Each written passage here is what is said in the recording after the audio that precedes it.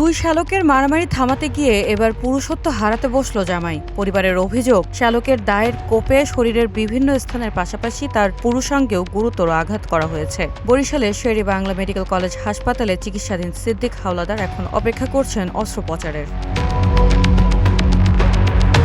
চাঞ্চল্যকর এই ঘটনা ঘটেছে মাদারীপুরের কালকিনি পৌর এলাকার পাঙ্গাশিয়া গ্রামে। রোববার দুপুরে ঘরামি বাড়ির ব্রিজের উপরে হামলা হয় বলে অভিযোগ পরিবারের।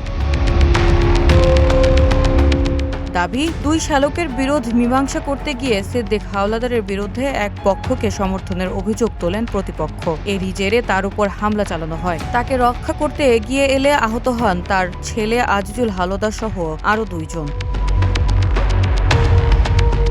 আহতদের প্রথমে নেওয়া হয় কালকিনি উপজেলা স্বাস্থ্য কমপ্লেক্সে। পরে অবস্থার অবনতি হলে সিদ্দিক হাওলাদার সহ তিনজনকে পাঠানো হয় বরিশাল শের-ই বাংলা মেডিকেল কলেজ হাসপাতালে। আমার স্বামী আজিজুল হাওলাদার কালকে নিয়ে গেছে গাড়ি চালাইতে।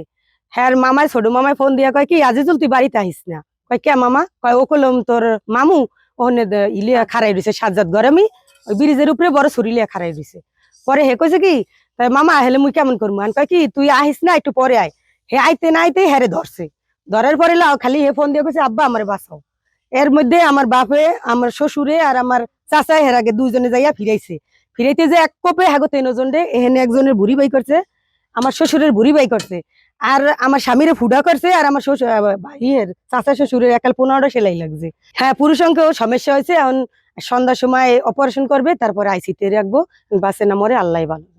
বিচার চাই আমরা, সুস্থ ভাবে জানি বিচারটা হয়। 10-15 জন মানুষ আছে আইয়া জামাই ভাই দুজন পাও দুই জায়গায় জমি দিয়েছে। তার দাও লেগে গেছে, তার দাও লাভাবাড়ি করতে করতে হাত কাটে গেছে। তবে হামলার অভিযোগ অস্বীকার করেছেন সাজ্জাদ ঘরামির মা আয়শা বেগম। তার দাবি, মারামারির ঘটনায় তার ছেলের হাত পা ভেঙে দেওয়া হয়েছে। খবর পেয়ে ঘটনাস্থল পরিদর্শন করেছে পুলিশ। কালকিনি থানার ওসি মোহাম্মদ জহিরুল আলম জানিয়েছেন, অভিযোগ পেলে তদন্ত করে আইনগত ব্যবস্থা নেওয়া হবে। News desk, green TV digital.